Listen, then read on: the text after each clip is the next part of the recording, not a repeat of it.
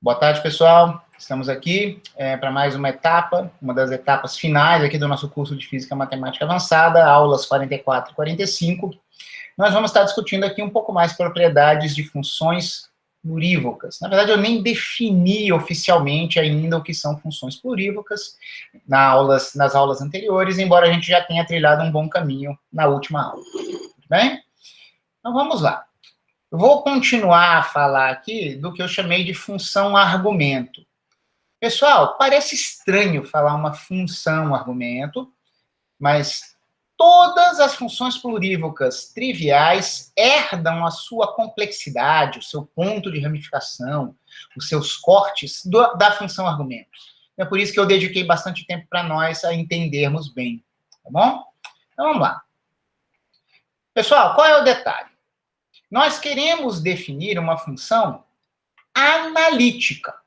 Eu quero uma função que vai ser chamada genericamente de argumento e que seja analítica.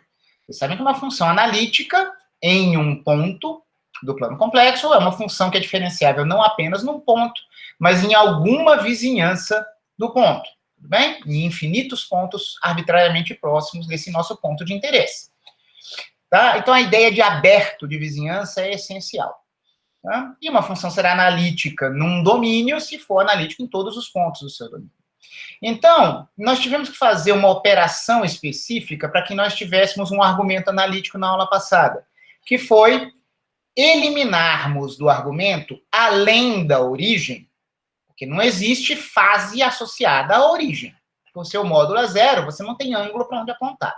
Só que, além disso, a gente precisa escolher uma linha que vai emanar da origem até o infinito, ou ponto no infinito, na nossa representação na esfera de Riemann. Por quê? Porque não existe uma função contínua caso nós percorrêssemos um contorno centrado na origem. Em algum lugar dá alguma descontinuidade quando você tenta fazer uma função argumento.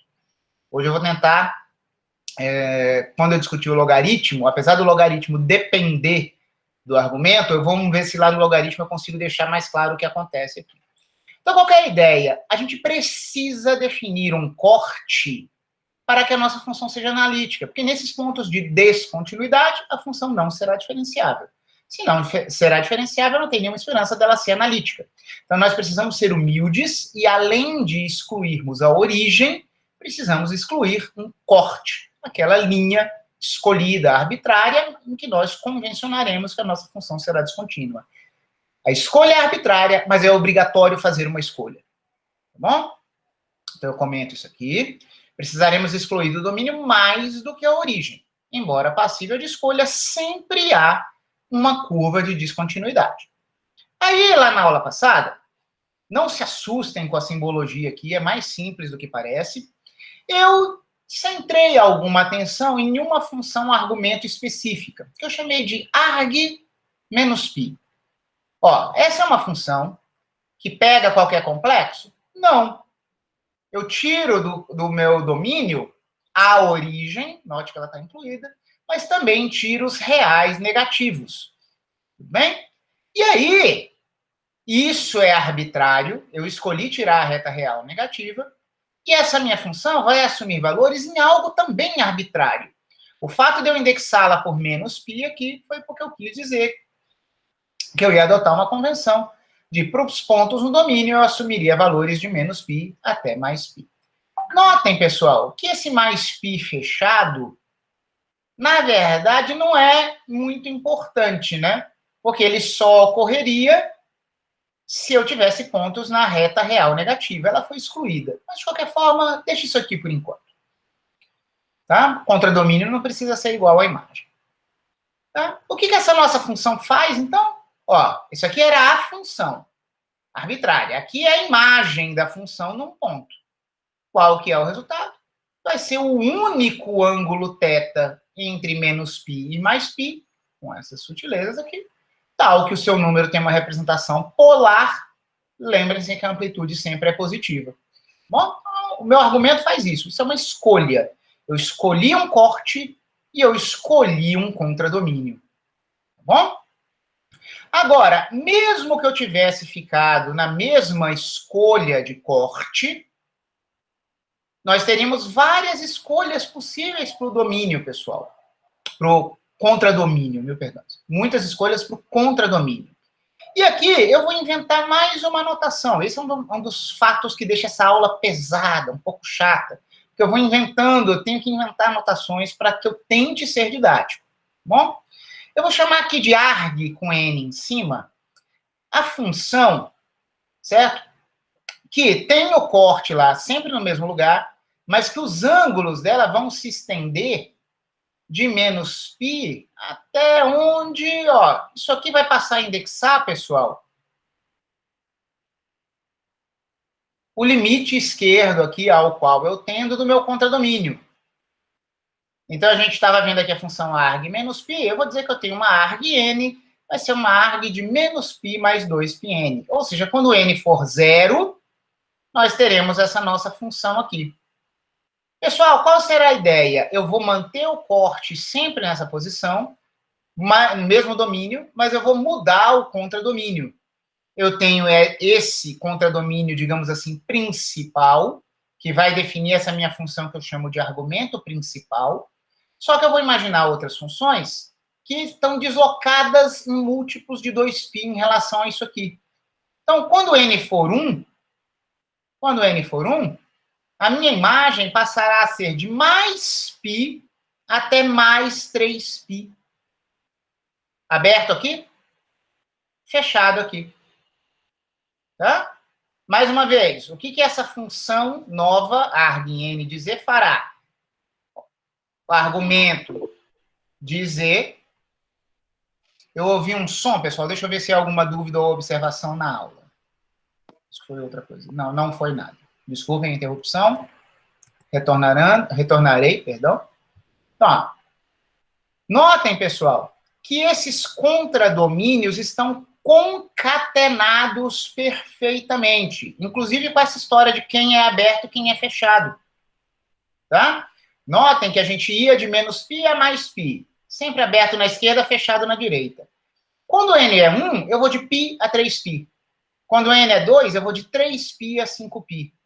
Só que o meu n, pessoal, pode ser negativo também, é um inteiro negativo. Então, eu poderia ir também de menos 3π até menos π. Tá bom?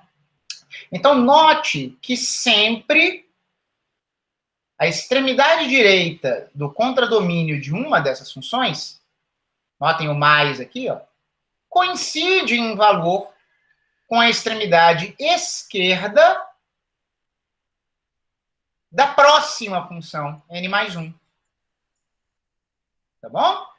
Então, olhando para os contradomínios, eu ter essa minha família enumerável de várias funções, de vários ramos aqui, eu consigo dar qualquer argumento real como ângulo, levando em conta as multiplicidades de 2π.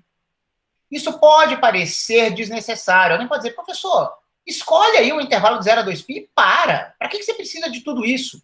Eu preciso de tudo isso para eu poder definir funções inversas.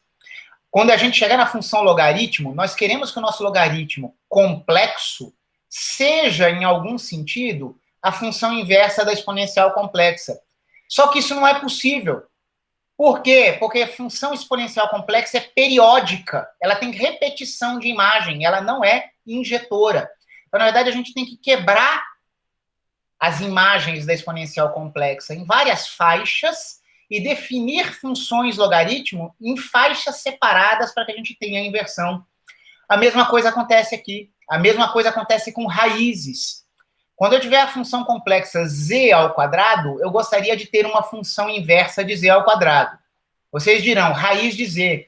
Não, não existe uma única inversa. No caso do z ao quadrado, eu precisarei de 2 ramos de função inversa para eu mapear todo o domínio de volta na inversão. Terei mais raiz de z e menos raiz de z. O que a gente está vendo aqui é que no argumento, nós precisamos de infinitas funções, esses infinitos ramos que nós estamos definindo aqui, para que nós possamos fazer a inversão correspondente a qualquer fase real. A fase não precisa ficar limitada de 0 a 2π. Eu sei que parece confuso, Mas olhem, todas essas funções têm o mesmo domínio, mas são funções diferentes aqui, com imagens concatenadas sem perder ninguém. E daí, professor? Pessoal, cada uma dessas funções analíticas que eu chamei de argn, notem que todas são analíticas porque a gente cortou pontos problemáticos. Todo um corte, tá? Cada uma delas é um ramo. Ramo de quem? A gente costuma falar em ramos de uma certa função. Aí há duas terminologias que nem sempre são discutidas claramente por aí. Na verdade, são dois pontos de vista equivalentes que nos permitem dar algum sentido para essas funções que a gente está considerando como argumento. Pessoal, mesmo para pontos no corte. Como é que é, professor? Você está se contradizendo. Você disse que você teve que tirar o corte. Sim, mas o corte é arbitrário. Aqueles pontos que eu teria escolhido num corte, se eu tivesse escolhido outro corte, eu poderia tratá-los. Então, agora o que eu vou apresentar para vocês é apresentar algum tipo de uma função global, em algum sentido, que seja descrita por partes pelos seus ramos. E se você olha para essa função global, você consegue definir imagens, inclusive, para os pontos no corte. Só não para a origem. A origem realmente é uma singularidade esquisita, que é o ponto de ramificação. Tá? O detalhe é que existem duas formas consagradas de nós pensarmos nessa função global que faz uso dos ramos. E é isso que traz muita confusão, por não ficar claro. São duas formas de pensar distintas, porém equivalentes. Vejamos quais são elas.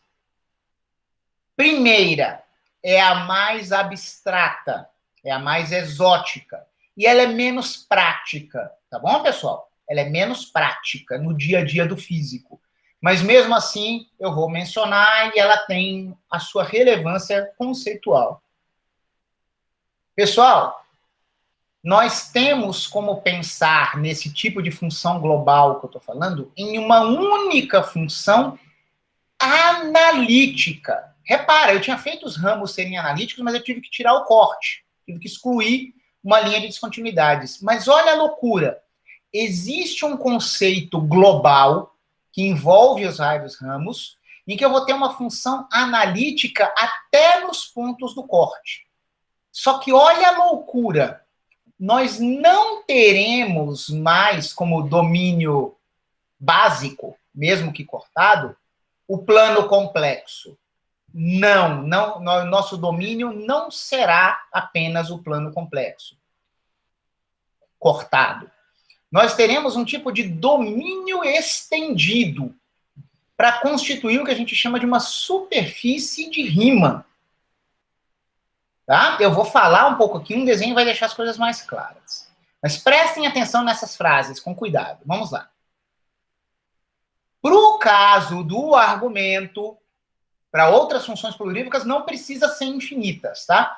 Mas para o caso do argumento, infinitas cópias do plano complexo são imaginadas.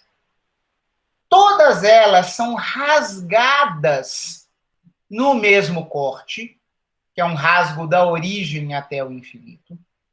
E essas sucessivas cópias do plano complexo, pessoal, elas são empilhadas, só que elas serão coladas. A aresta rasgada de uma delas vai ser colada na outra. Como? Estamos aqui com uma figura. Eu vou aumentá-la aqui, tá bom? Mas deixa eu só completar a frase. As arestas rasgadas serão coladas nessas sucessivas folhas de Riemann. Então, vamos lá. Deixa eu aumentar aqui o tamanho, depois eu tenho que reduzir. Olha só. Pessoal, vocês estão vendo esses discos finitos aqui? É porque eu não tenho como representar um plano infinito complexo num desenho. Isso aqui é uma representação do plano complexo. Cada um desses círculos, tá bom? Eles teriam extensão sem fim, tá bom? Empilhamos esses caras. Fazemos um mesmo corte em cada um deles. Não interessa qual é a direção que eu estou fazendo aqui. Para nós, no argumento, seria do zero para o menos infinito, tá? Então, note que você faz o mesmo corte em cada uma dessas folhas. Agora, olha só o que vai acontecer. Nesse sentido que a gente está olhando, ó, isso aqui é impreciso, tá? É metáfora. Imagina que você eleva um pouquinho uma folha, um lado, e abaixa o outro. E faz o mesmo procedimento em todas essas folhas. Ó, tá vendo essa aresta rasgada aqui? Ela é infinita, tá? Ela iria para o infinito, mas ela vem da origem. Tá vendo essa aresta debaixo da folha de Riemann, logo acima? Pessoal, nós colamos esta aqui com esta, pictoricamente. Sabe o que vai acontecer? Olhem bem a pontinha do meu mouse. Imagina que eu estou nesse plano complexo de baixo. Eu venho andando, andando, andando, andando, andando, eu estou circulando a origem. Estou andando, andando, andando, andando, andando, andando. Quando eu fosse chegar nessa linha aqui, eu encontraria uma descontinuidade. Eu estaria indo de menos π a mais π, e se eu voltasse para a mesma folha, eu pularia de mais π para o menos π no argumento. Só que, quando eu completo uma volta inteira sobre em torno da origem, quando eu chego aqui, eu não vou ficar no mesmo plano, na mesma folha de Riemann. Eu vou entrar na outra folha de Riemann aqui, ó, por essa aresta de baixo. Então, agora eu começo a navegar, se eu estivesse continuando a circular a minha origem, num outro plano complexo, é a outra folha de Riemann, que encontraria uma descontinuidade aqui, ó. Só que eu não vou ter descontinuidade, porque eu não vou ficar nessa mesma folha, porque esta aresta aqui estará colada nessa aresta rasgada que eu empurrei para baixo da próxima folha de Riemann. E assim por diante. Agora, olha que coisa louca. Se fosse minha função argumento, eu vinha de menos π até mais π, prestes a encarar uma descontinuidade, mas quando eu entro na folha seguinte, eu vou ter uma imagem de π a 3π. Então, eu estava chegando em π e agora eu começo em π e vou a 3π. Eu acharia uma descontinuidade, mas eu passo para a próxima folha. Vou de 3π até 5π, entro na folha de cima, de 5π a 7π, e assim por diante. Pessoal, olha que loucura. Do mesmo jeito que a gente tem aquelas funçõezinhas em cálculo, delimitadas por várias sentenças, a minha f de x é uma g de x para x menor do que um valor, e segue uma lei h de x para x maior do que aquele valor, são duas sentenças, a gente tem uma única função definida não no plano complexo, mas definida nessa superfície de Riemann, em que a gente saiu colando esses vários planos complexos. E, pessoal, essa única função, ela não é definida na origem, mas apenas na origem. Ela não enxerga cortes.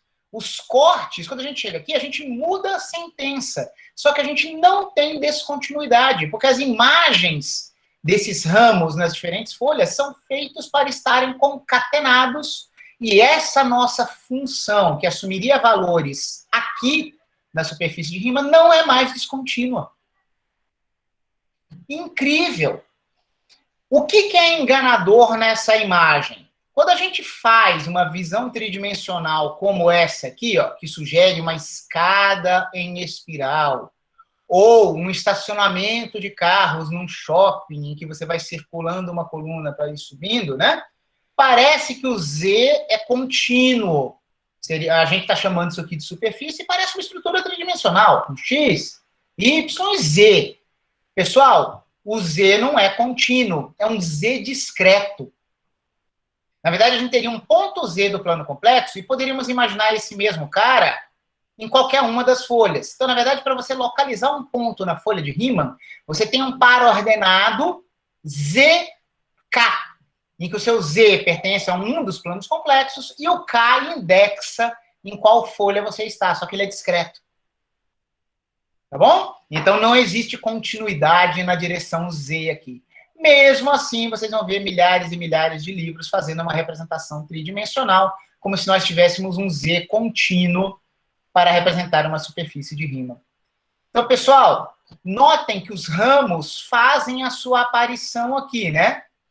Os ramos estão definidos em cada um desses planos complexos fora o corte, mas a gente poderia voltar com o valor delas no corte, desde que você pegue, por continuidade, tudo do lado certo. O ramo daqui de baixo, quando tende a esse corte por essa direção, emenda com o valor do ramo seguinte quando chega naquele corte, no sentido oposto. Tá bom? Então, eu tinha excluído o corte, mas a gente pode recompor o corte. Os dois ramos coincidem para valores bem definidos, temos continuidade nessas linhas de corte. Então, essa é a ideia de uma superfície de Riemann, seria um domínio novo, que não é mais o plano complexo, e você teria funções, na verdade, você teria uma única função definida na superfície de Riemann. Tá bom? Uau! Deixa eu diminuir aqui o tamanho. Pessoal, só que isso não é muito prático, porque quando você quer calcular as imagens dessa sua função, você vai ter que usar uma das suas sentenças. Você tem uma sentença, um ramo válido para uma folha, outra para outra folha. Então, você vai ter que usar, quando você quiser calcular qualquer coisa, as formas explícitas dos ramos em cada folha. Então, isso é muito bonito, muito elegante, a superfície de Riemann, só que na prática, a gente pode ter um outro tratamento, que é o que os físicos preferem. Vejamos. Deixa eu só ver o que eu comentei aqui embaixo, acho que é o que eu comentei aqui oralmente. Não se preocupem muito com isso, tá? Aqui eu estou só dizendo que o corte, ele é excluído para cada ramo individualmente, mas quando nós formamos a superfície de Riemann, nós podemos atribuir imagem, um valor de imagem muito bem definido, para os pontos no corte, ó.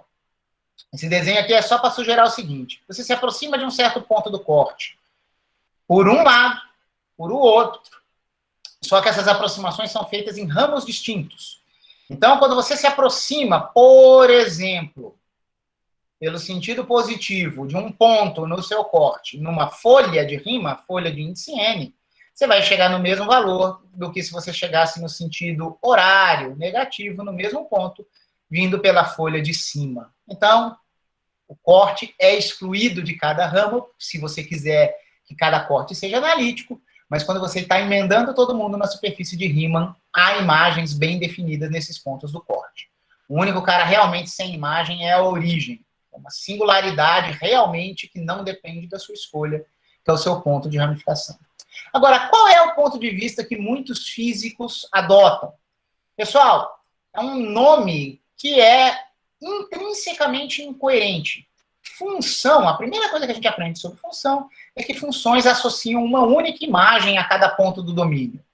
Chega aqui nas funções complexas, que tem muitos ramos, os físicos destroem essa noção e juntam duas palavras antagônicas, que é falar numa função plurívoca, que é uma função que a cada z não nulo, aqui no caso do nosso argumento, tem várias imagens. Na prática, isso acaba funcionando. Pessoal, sabe o que eles vão fazer? Os físicos vão fazer assim, ó. Congela um Z aqui, ó. Eu voltei para a superfície de Riemann e eu estou querendo fazer outro ponto de vista, mas congela um Z aqui e faça uma vertical. Você vai ter aquele mesmo Z em todas essas folhas. Notem que a coordenada na folha de Riemann é ZK, um índice inteiro que diz em qual folha que você está. Só que se você olhar apenas o Z, você poderia imaginar aqui uma linha vertical e você poderia imaginar que a sua função plurívoca associa essa imagem desse Z nessa folha de Riemann, por esse ramo. E também a imagem do mesmo Z, só que na folha seguinte. E também a imagem do mesmo Z, mas na outra folha. Tá? Então, como eu disse, são dois nomes antagônicos, mas extremamente consagrados na literatura. A gente chama isso de uma função plurívoca, que associa cada Z que não seja o ponto de ramificação, que não seja a origem do argumento, associa todas as imagens possíveis em todos os ramos. Tá bom? As imagens no corte também estão bem definidas do mesmo jeito que eu disse acima. Você pega todos os valores possíveis que cada folha sua pudesse dar, chegando por um lado naquele corte, você vai ter muitas imagens para um único ponto. Bom? Ufa! Só que os físicos consideram isso aqui mais prático, mas tem sutilezas, tá? Então vamos lá. Nós escrevemos arg de z como sendo uma função plurívoca. O resultado que vai estar aqui do lado direito não é um escalar, é um conjunto de números, que são todas as possíveis imagens que o z pudesse ter. Todos os argumentos que um z pudesse ter em todas as suas folhas de rima. Embora agora eu não esteja falando de folha de rima, porque eu não estou com esse domínio estendido. Todas as imagens dadas por todos os ramos, tá bom? Vai ter uma imagem que é o que a gente vai chamar de argumento principal. Argumento principal. Pessoal, aquele meu arg com menos π embaixo, em que eu convencionei ter imagens de menos π até mais π, é o meu argumento principal. Os outros caras descolados de múltiplos de 2π, seja para cima, seja para baixo, são outros ramos. Mas a minha, eu vou dizer que a minha função tem um argumento principal. E aqui, pessoal, a gente vai pôr todos os possíveis inteiros. Tá? Então, por exemplo... Bom, eu vou colocar um exemplo aqui. É muito mais fácil eu mostrar aqui do que eu tentar falar no ar. Vamos ver, perdão. Vamos ver um exemplo aqui, vamos ver o que isso acontece. Está aqui o plano complexo. E eu coloquei aqui 4 números no plano complexo. Tá bom? Pessoal, quem quer arg3 de mais 1? Pessoal, arg3 de mais 1 é o argumento do ponto complexo z igual a 1. Ele vive no plano complexo. Vou chamar de complexo mesmo que ele viva na reta real. Tá bom? Só que eu quero aqui o meu quarto ramo. Porque o n igual a 0 é meu primeiro, n igual a 1 é o meu segundo, n igual a 2 é o meu terceiro ramo, n igual a 3 é meu quarto ramo. Se fosse arg0, eu queria um número entre menos π e mais π. Seria zero, ângulo polar zero. Só que eu tenho que subir 2π para eu chegar no primeiro ramo. Subir 2π uma vez. 0 mais 2π. 2π, pessoal, seria argzão 1 do mais 1. Vamos subir mais um ramo. Vamos para o n igual a 2. Pessoal, eu subo mais 2π. Aí eu diria que esse cara seria 4π. Eu subo um terceiro, 6π. Pessoal, a função arg com esse 3, ela teria como contradomínio números entre 5π e 7π. Porque eu comecei em menos π a mais π, não é? Eu somei 2π quantas vezes? 3 vezes. Menos π mais 6π, que é 2π. 3 vezes, eu vou chegar em 5π. Então, esta função tem que me dar ângulos entre 5π e 7π. No caso, a escolha pertinente para o mais 1 é 6π. Essa não é a minha função plurívoca, é um dos ramos. Vamos ver um outro ramo, correspondente a n menos 1. Tomado em qual ponto? No ponto mais i. Pessoal, no ramo principal, que me dá imagens de menos π a mais π, o meu i seria π sobre 2. Mas eu estou num ramo correspondente a n igual a menos 1. Eu tenho que tirar 2π. Então, nessa minha convenção, este ramo é uma certa função que só pode me dar um ângulo como resposta para cada z. Para este z igual a mais i, o ângulo que deve ser dado é menos 3π sobre 2, que é o π sobre 2, que seria o argumento principal do meu i, menos 2π. Eu vou para menos 3π sobre 2. Tá bom? Pessoal, notem, o argumento principal do número menos 1 menos i, ó, menos 1 menos i.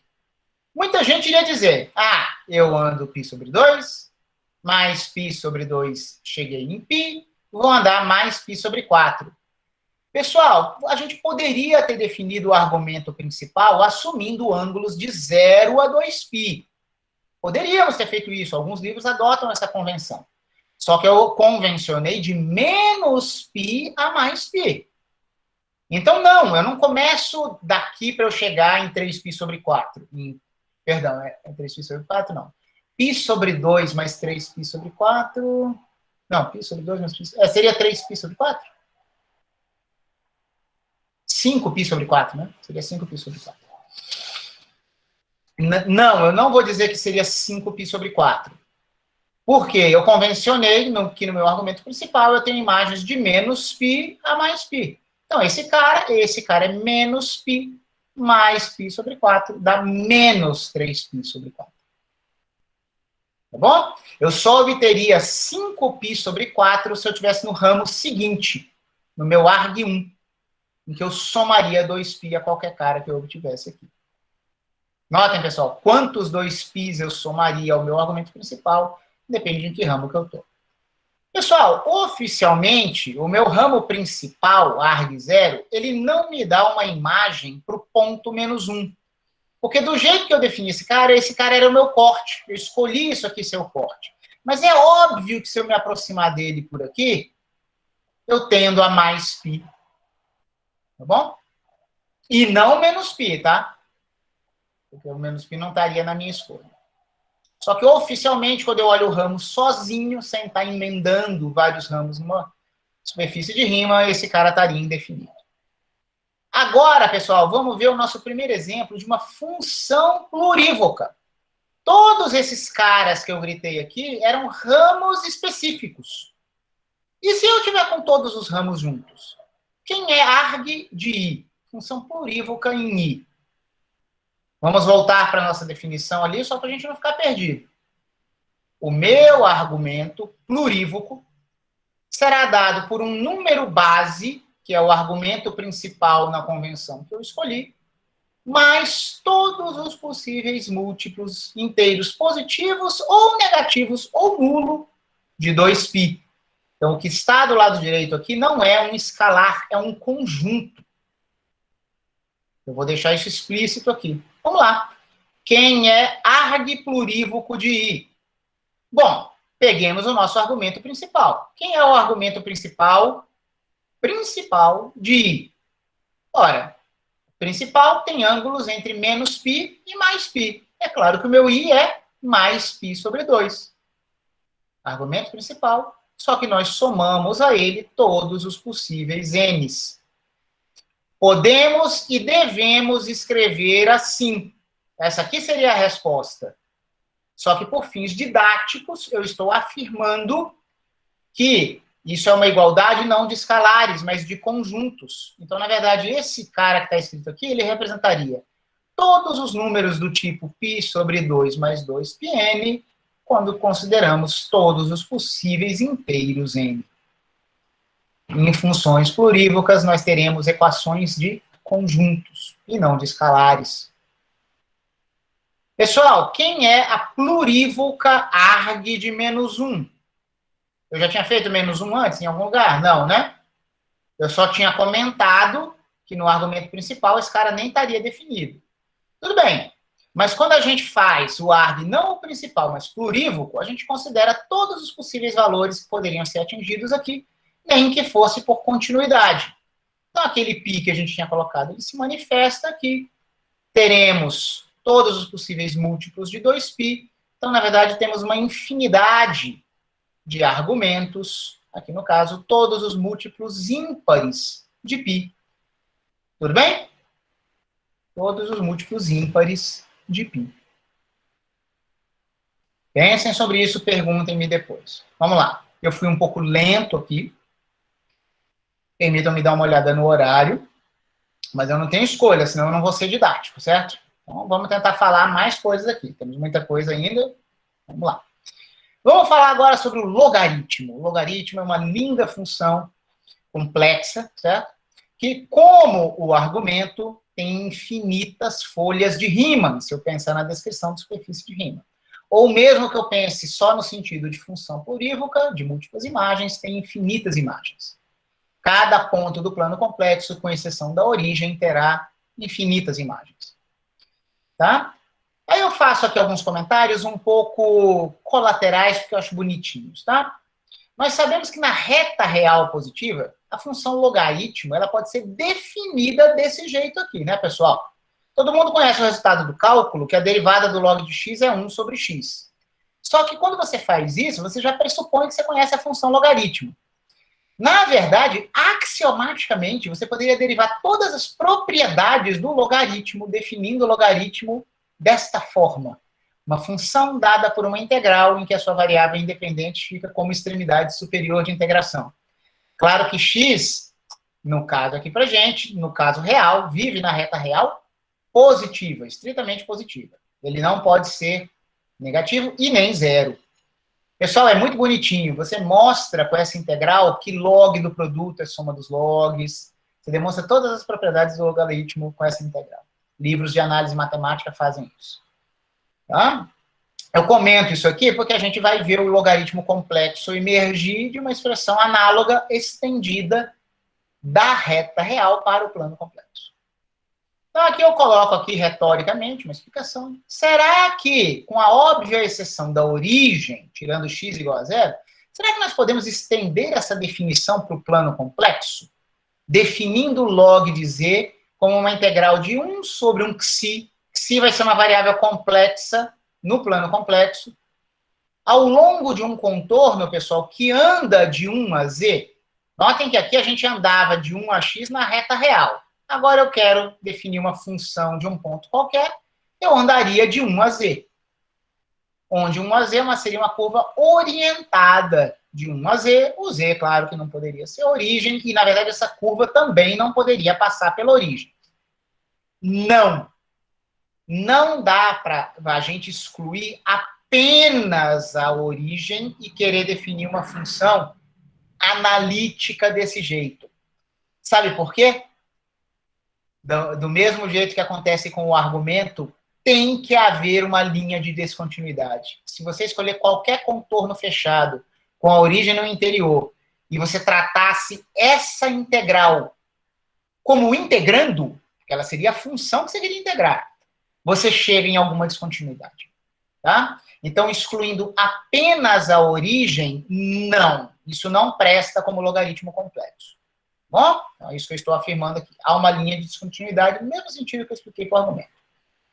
Porém, com a escolha de um corte emanando da origem ao infinito, restringindo o domínio dessa forma, sim, nós vamos poder fazer a mesma coisa que a gente fez no argumento. Lá a gente tinha infinitos ramos, cada um deles analítico.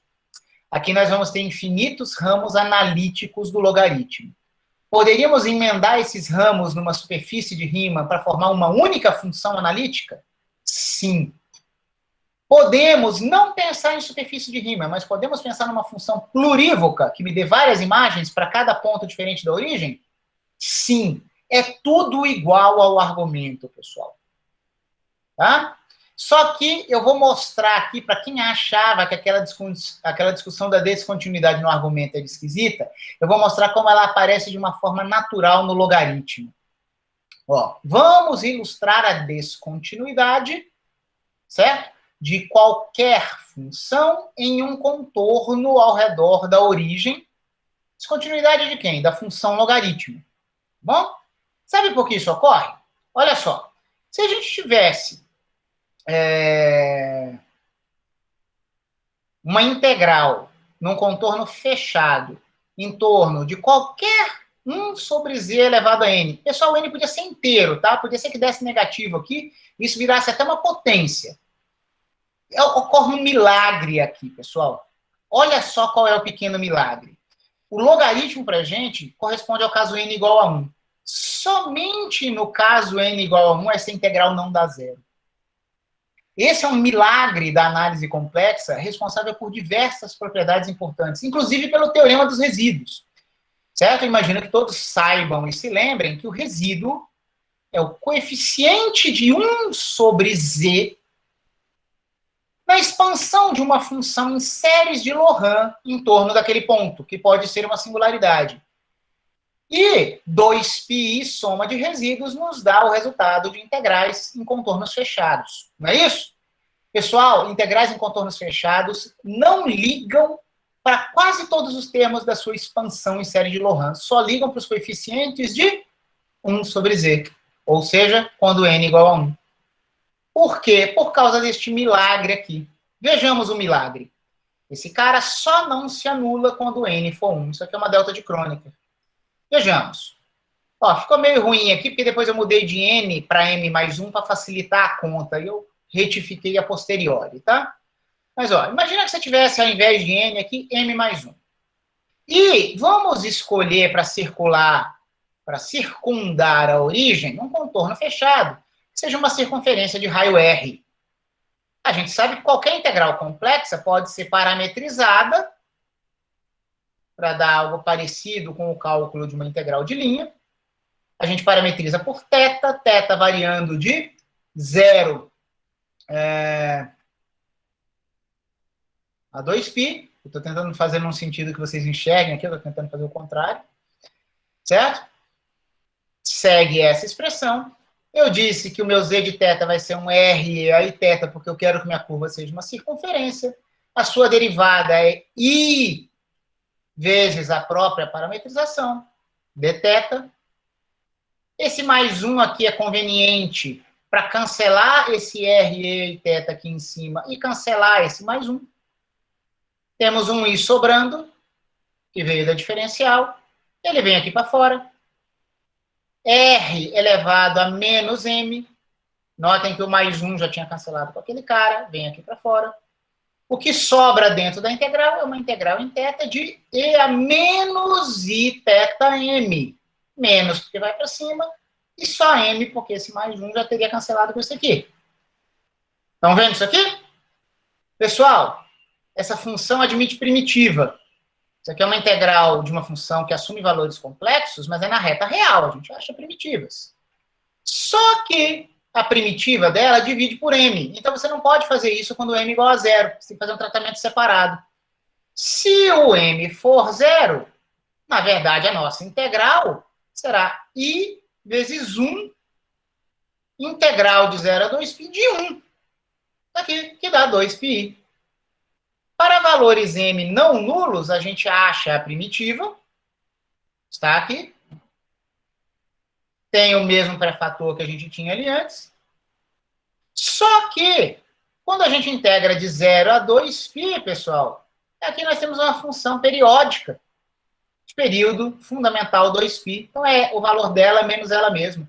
Isso aqui, pessoal, é que nem pegar o seno num ponto, mais um período, menos o seno no mesmo ponto, por exemplo. Certo? Num ponto bem definido. É igual, pela periodicidade, isso aqui se anula. Então, qual é o milagre que acontece aqui, pessoal? Somente para n igual a 1 aqui, ou m igual a 0 nessa conta que eu fiz, nós não temos uma periodicidade anulando a nossa integral ao longo do nosso contorno. Pessoal, o que a gente está vendo aqui, com esse 0 aqui brotando, devido a uma periodicidade, quer dizer que se você tiver qualquer m diferente de 0 aqui, o seu integrando, enquanto você anda nesse contorno C ao redor da origem, ele oscila com tantas partes positivas quanto negativas. Mesmo que em alguns casos a frequência seja baixa e em outros a frequência seja alta. Não interessa. Você tem meia onda para cima, meia onda para baixo e anula. Só que quando você tem m igual a 1 aqui, que é exatamente o que tem a ver com o nosso logaritmo, ou m igual a 0 aqui, olha o milagre. Não temos exponencial oscilatória complexa no integrando. O nosso integrando valeu 1. Então, na verdade, a gente simplesmente vai estar vendo a variação do parâmetro da nossa curva parametrizada. Como toda curva é orientada, não tem jeito de você chegar em 0 se você anda contando, olhando no seu odômetro, olhando a sua distância percorrida no seu contorno de integração. Esse milagre acontece porque quando n é igual a 1, você está olhando aqui com dimensão de comprimento, e z elevado a 1, a amplitude também tem dimensão de comprimento. Não, o comprimento se anula e você não tem R aqui e não tem fase líquida. Então você não tem oscilações para matar o seu odômetro. O que eu estou querendo dizer é que quando m aqui é diferente de 0, é como se o seu carro, à medida que você andasse, o odômetro marcasse quilômetros positivos, quilômetros negativos, positivos, negativos, de modo que em qualquer percurso fechado que você fizesse, o seu odômetro diria que você não saiu do lugar. Tá? Mas no caso que o N é igual a 1, esse seu odômetro é um odômetro normal de carro, que conta a distância percorrida. Distância percorrida em um loop, pessoal, é não nula. Eu poderia ter um fator menos, se tivesse um pré-fator menos ali. Só que eu estou contando realmente o espaço percorrido. Então é por isso que isso não se anula. E isso está por trás do teorema de resíduos, como eu disse, porque vai ser algo especial do 1 sobre Z. Esse resultado parece besta, mas muito da análise complexa depende disso aqui se anular para n diferente de 1 e não se anular para n igual a 1. Só que quando eu tenho 1 sobre z, pessoal, maravilha, 1 sobre z, meu integrando, ou 1 sobre um psi correndo de 1 a z, tem tudo a ver com o meu logaritmo. Então, meu logaritmo é especial e a origem é um ponto de ramificação para ele também. Tá bom? Só que isso não foi nada prático até agora da gente trabalhar com logaritmo. Eu preciso mostrar para vocês como que a gente calcula valores de um logaritmo plurívoco. Tá? Vamos fazer o seguinte. Aqui a gente vai ter que ter um outro ponto de vista para a gente ter uma fórmula prática. Lembrem-se que logaritmo real e exponencial real são funções inversas. E nós queremos ver algo parecido com as suas versões complexas, que estendem essas funções log e exponencial da reta real para o plano complexo. Então, nós temos aqui que se W for a imagem de um log de Z, eu gostaria, então, que Z fosse a exponencial desse número complexo ômega. O que a gente vai fazer? Vamos expressar aqui Z como um módulo vezes E aí vezes uma fase, mas, na verdade, todas as fases possíveis. A gente quer ver aqui, pessoal, todos os possíveis números Z. Sabe por quê? A exponencial complexa é periódica. Então, a gente vai ter várias fases possíveis, mas que todas dão a mesma imagem. Vamos expressar essa imagem do log de Z na forma cartesiana, U mais IV. Aí, olha só o que a gente vai fazer. Z é exponencial do W, não é? O Z eu pus nessa forma polar. Ele é exponencial de um W que eu pus na forma cartesiana. Conhecemos propriedades das exponenciais complexas. Isso aqui é exponencial de U, E a IV. Ora, exponencial de U, lembre-se que U é um número real aqui, certo? Isso aqui é um número positivo, vezes um número complexo de módulo 1. Nós vamos dizer que R é igual ao exponencial de U. Só que esse R é um número positivo real. Ele é amplitude, é o módulo do meu número complexo. Então, na verdade, a gente vai poder dizer que U é o log de R. Esse log é o meu log real, é o log que eu conheço, porque aqui só tem números reais. R é real e U é real.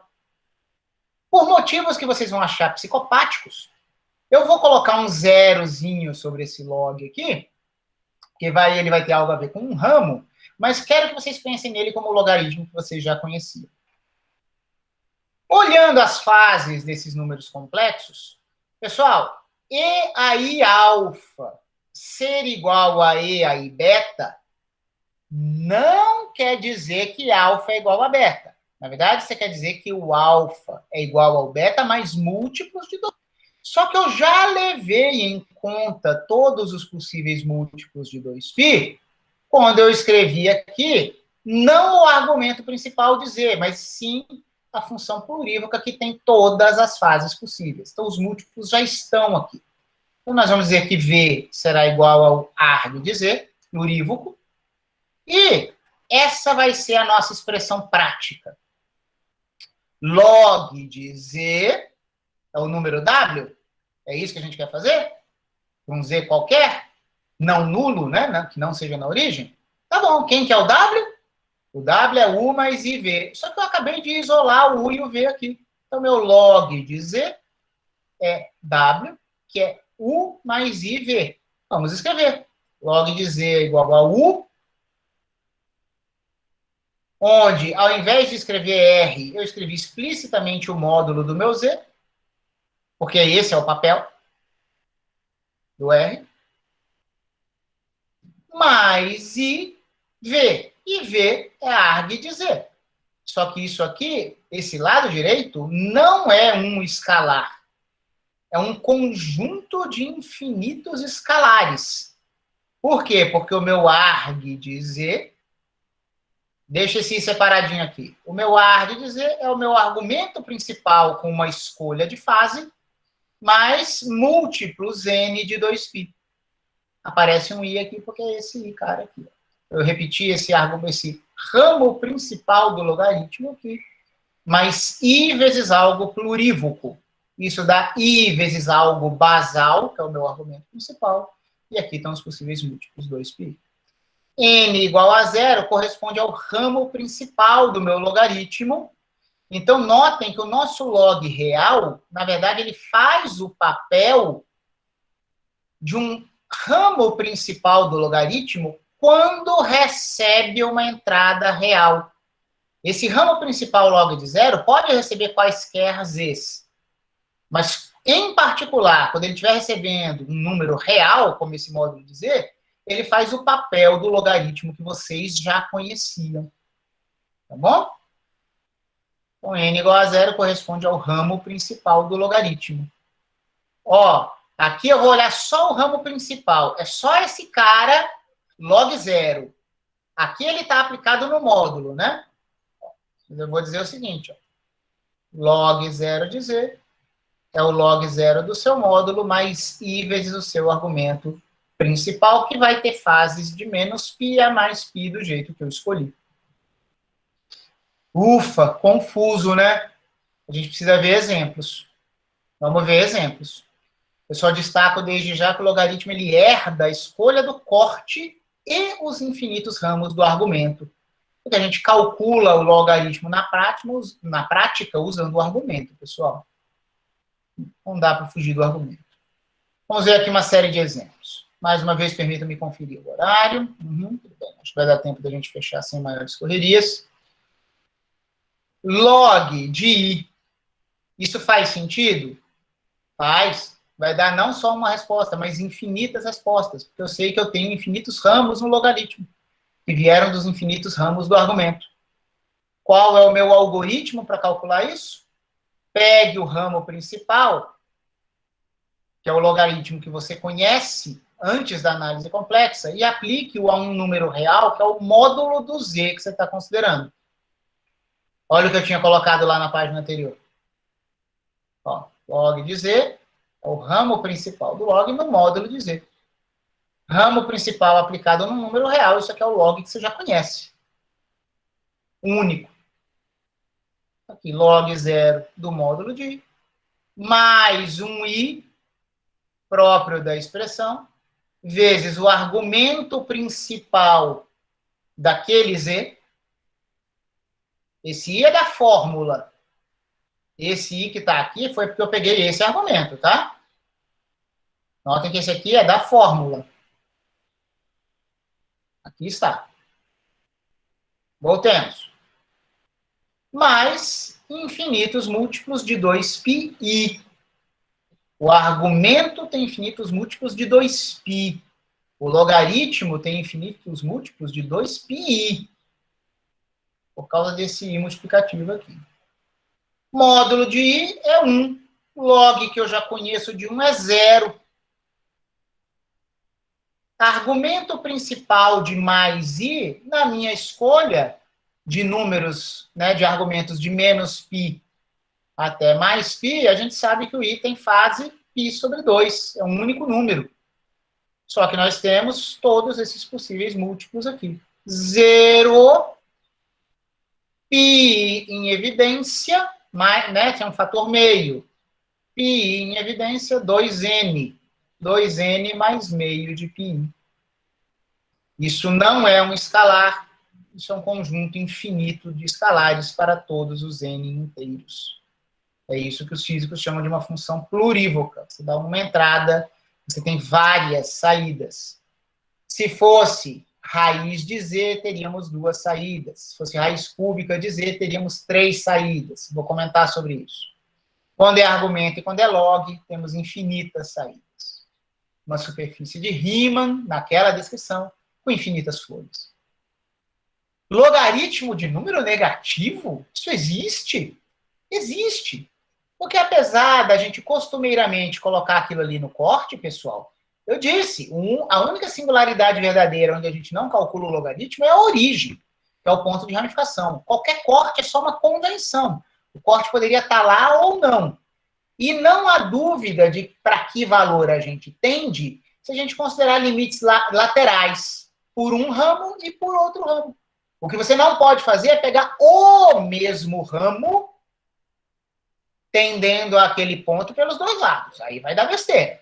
Agora, se você pega um ramo chegando por um lado e outro ramo chegando pelo outro lado, no outro sentido, de um contorno que passa por aquele corte, está tudo contínuo, bem definido, nós temos imagem. Então, existe imagem do log de -1.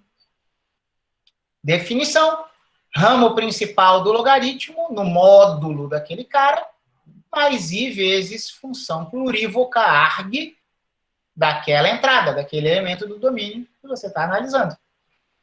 Módulo de -1 costuma ser 1, log usual de 1 costuma ser 0, isso aqui não vai contribuir em nada, i vezes arg plurívoco de -1.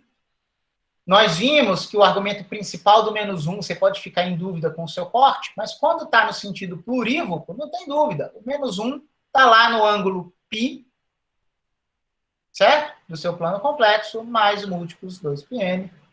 Coloque 2n mais 1 em evidência aqui.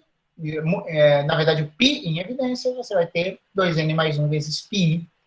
Não só logaritmo de números reais negativos existe, como há infinitas imagens, que são todas imaginárias puras. Aqui eu faço mais exemplos. Talvez esse cara aqui não seja muito ilustrativo, não sei. Vamos ver. O que eu fiz aqui? O que eu fiz aqui? Talvez eu pudesse ter feito um desenho. Pessoal, i-1, parte imaginária positiva e parte real negativa. Esse cara vive no segundo quadrante, tá? Ele vive lá no segundo quadrante e esse cara poderia ser alcançado pela diagonal principal, pela diagonal de 45 graus do segundo quadrante. Com a nossa convenção de ângulos usual, a gente já anda π sobre 2, chegamos no segundo quadrante e andamos mais π sobre 4. Isso vai dar i vezes 3π sobre 4. Deixa eu ser mais rápido aqui, tá? Esse é o argumento principal. Múltiplos de 2πi.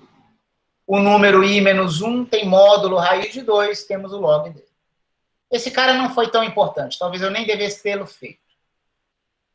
Só que agora eu quero discutir algo interessantíssimo com vocês. Ó, eu não vou... Notem que eu estava calculando nesses 3 primeiros exemplos as funções plurívocas. Não tinha índice aqui. Agora eu quero calcular aqui com vocês um ramo. Escolhe o ramo principal do logaritmo e vamos calcular aqui a soma de 2 logs. O que vocês esperariam? Soma de 2 logs deve ser o log do produto, não é? Não.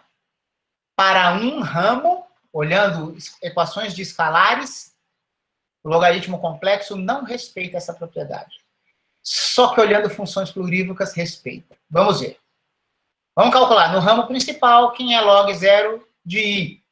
Pessoal, isso aqui é i sobre 2, porque a gente calculou lá em cima. Cadê? Log de i. Tá aqui, ó. O principal é i sobre 2. Eu só quero o principal, tá?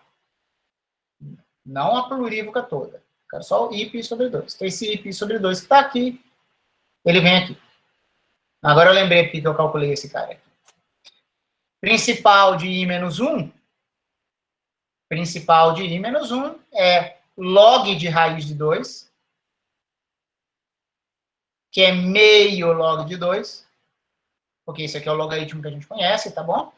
Mais i 3π sobre 4. Temos calculado aqui. Esse cara estava na linha de 45 graus do segundo quadrante. Então tá aqui, log de um mais log do outro.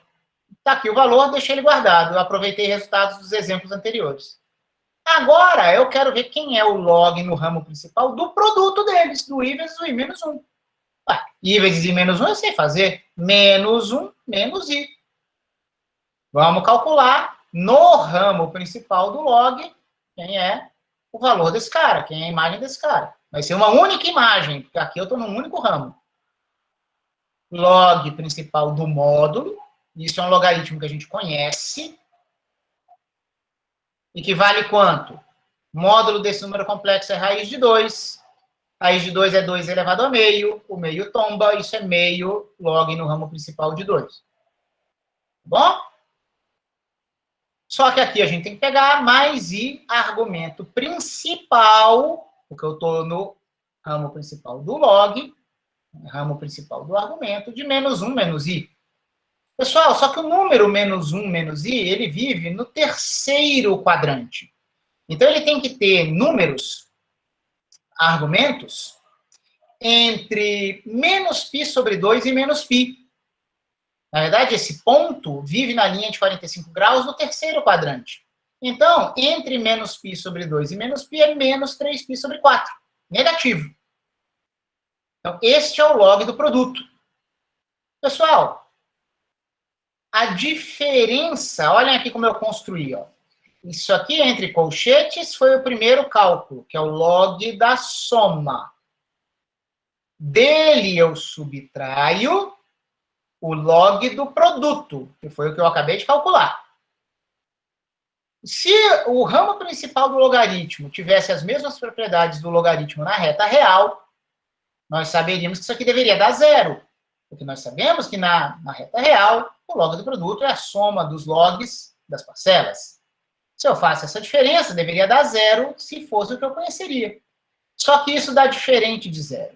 Zero é diferente dessa diferença. Nós vamos formar essa diferença aqui. Pessoal, a gente vai estar formando a diferença entre este cara e este cara.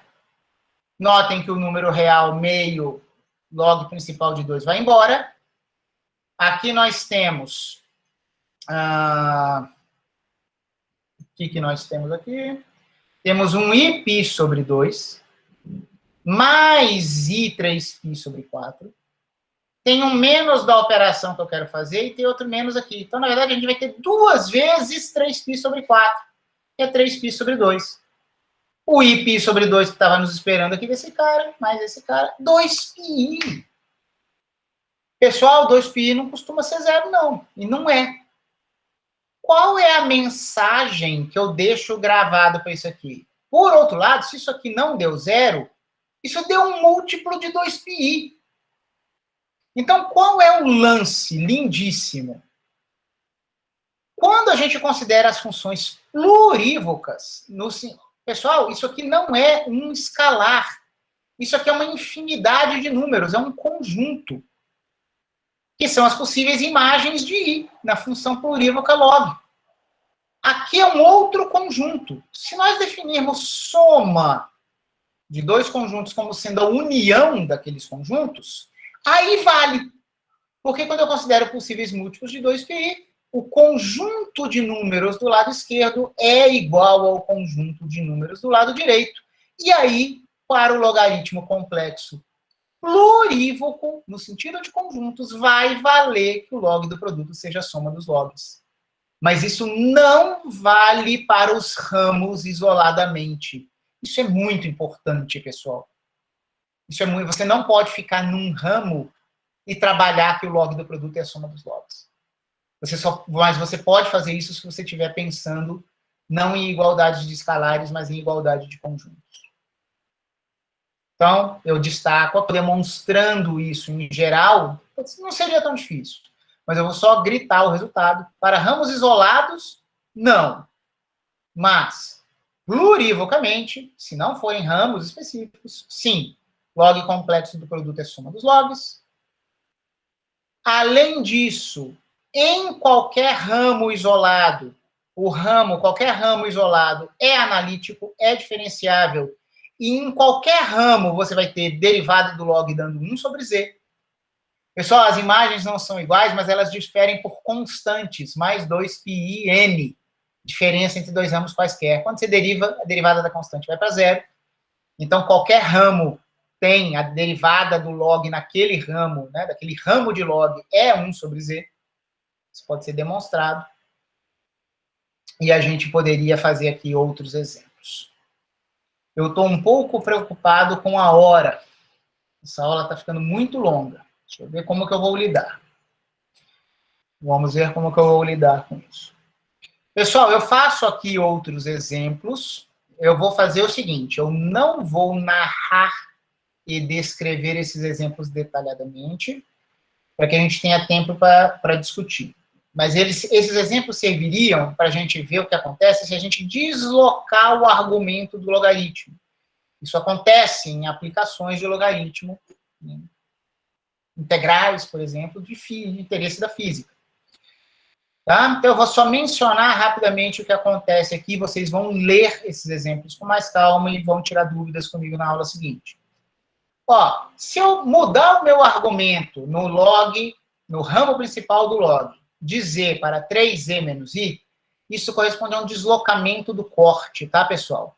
Então, aqui eu coloco um exercício, determine o domínio em que a função é analítica. Se fosse só log 0 de z, o meu corte estaria na reta real negativa. Mas aqui eu tenho que excluir os números que estão, os números complexos que estão nesta posição, tá? Na verdade, vai ser z igual a 1/3, que vai fazer o papel da origem. Eu vou ter um ponto de ramificação aqui, em i sobre 3. E eu poderia ter cortes emanando por convenções diversas, mas eu vou imaginar que eu mantenho a convenção que eu tinha antes da reta real negativa. Eu esboço aqui alguns cálculos para mostrar porque isso acontece. Uma mensagem é, está fora do corte? Sim, você só pode definir essas coisas fora do corte. Vale regra da cadeia, tá bom? Então, essa derivada do log dá 1 sobre z, foi isso que eu berrei aqui antes. Mas você compõe isso com regra da cadeia, derivada disso aqui é 1 sobre esse argumento vezes 3, que é a derivada do argumento. Tá? E a gente pode fazer várias brincadeiras assim. Às vezes é conveniente, pessoal, a gente mudar a nossa convenção de corte.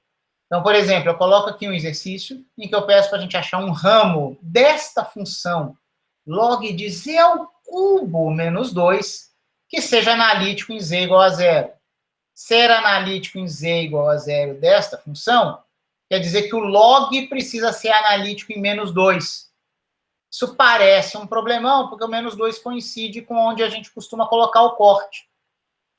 Tudo bem, a escolha do corte é arbitrária.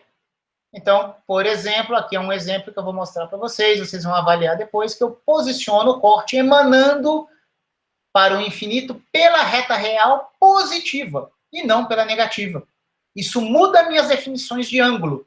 Eu vou ser obrigado a trabalhar com ângulos de 0 a 2π, e não mais de menos π a mais π aqui. Se eu ficar com o vermelho, tá? Eu podia ficar com qualquer um desses rosas aqui, infinitas escolhas de linhas de descontinuidade, de cortes. Tá? Aí eu argumento aqui qual seria o meu resultado, verifiquem isso depois. Eu preciso falar para vocês aqui rapidamente do que acontece com potências complexas. Pessoal, se eu tiver dois números complexos, isso é algo muito louco. A gente consegue obter uma definição, oferecer uma definição consistente para um número complexo elevado a outro. Claro, esse aqui de baixo não vai poder ser a origem, tá? Porque tudo depende do argumento, e o argumento não é definido pela origem. Mas, ó, a gente emula propriedades do logaritmo dos reais.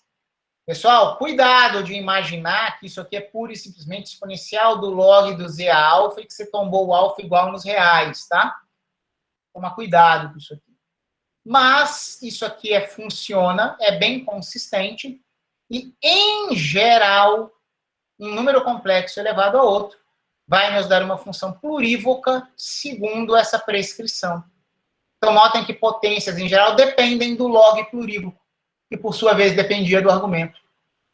Só que tem um monte de simplificações, tá? Se o seu A for um número inteiro, real e inteiro, só tem um ramo. Você não precisa se preocupar com nada.